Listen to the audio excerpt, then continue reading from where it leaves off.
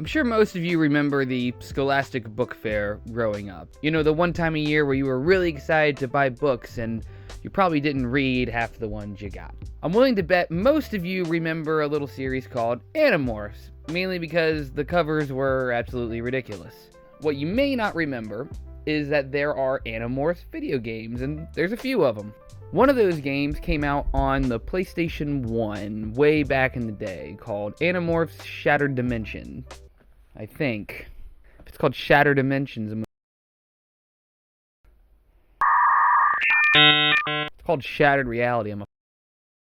One of these games was called Animorphs Shattered Reality on the PS1. It's a neat little game. It's got some platforming, a little bit of action. You collect all of the in-game, pieces of the Continuum Crystal.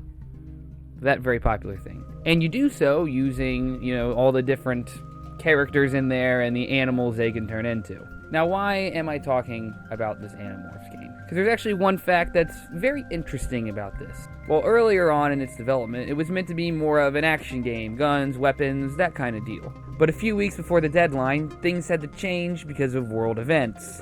Developers were scrambling to get rid of all the graphic and violent things in the gameplay to a point. Now, the reason they had to do this? That would be the Columbine Massacre. At the time, video games were getting a lot of flack, taking a lot of the heat for what these students did. It was the reason why they were so violent. I even reached out to one of the developers on the game to confirm that this is an actual fact, because, seeing it listed in a couple websites here and there doesn't always make it the case, and he was able to corroborate it.